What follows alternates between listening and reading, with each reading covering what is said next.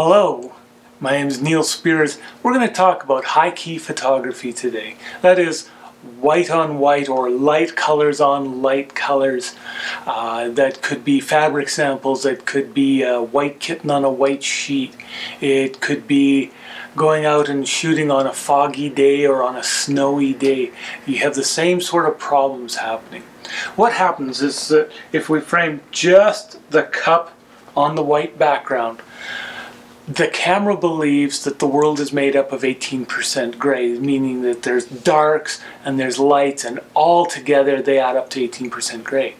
Unfortunately, in this case, we don't have 18% gray. We don't have dark tones. This is all light tones. And if we want to preserve kind of the texture of the styrofoam and the look of the paper, then we don't want to lose that detail, but we also don't want it to look muddy and gray. So I'm going to just do a quick photo here, and we're going to go to a purely aperture priority. We're going to let the meter do its own thing. So I'm going to zoom in. We're only going to have the cup on the paper. So there we go. Let me show you what's happening here. So get in nice and close. So we can see the cup is kind of muddy, gray, dull looking. If we look at the histogram, it should be far more to the right here than it is.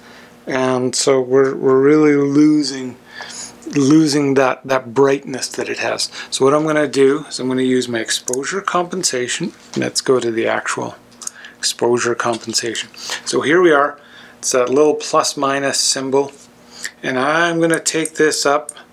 I know that there's a fair amount of reflectivity to the styrofoam, so I'm going to take it up 1 1/3 stops, and we're going to go back and take another photo.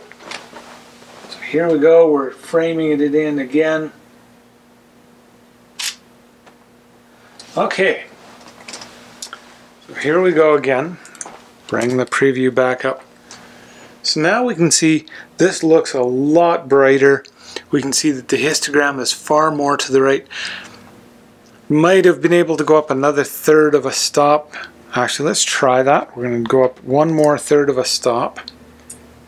And we're going to go back in.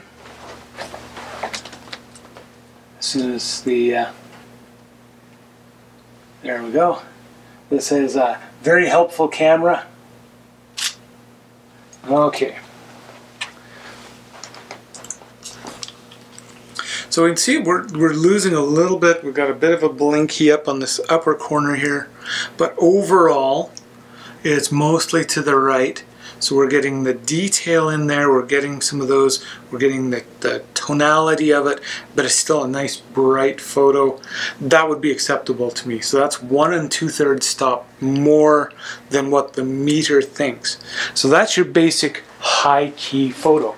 Like I said, a meter believes that the world is made up of 18% gray. You take all the tones in an average scene and they add up to kind of this mid-gray. That's great if you're shooting outdoors or, you know, with a flash inside and there's lots of different tones.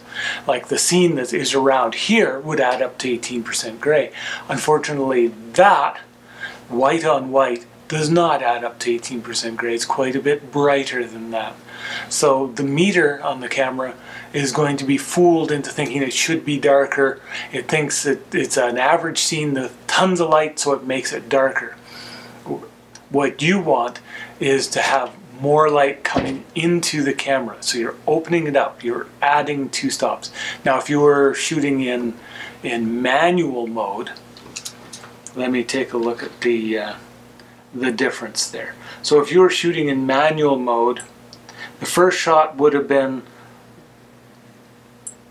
1/250th of a second at 5.6 ISO 400. We've got some nice window light, that's what we're using here.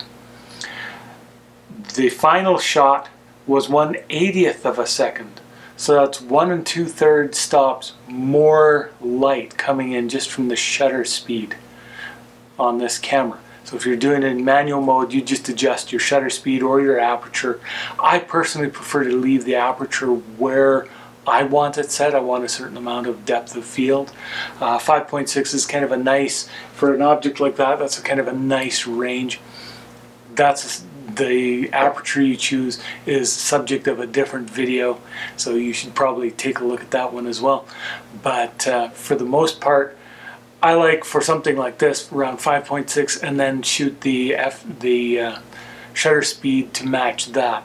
And in this case, we went from 250th of a second all the way to 80th of a second. So that's a lot more light coming into the camera, and that's what made it much lighter. So there you go, high key photography. Hopefully that helps you out.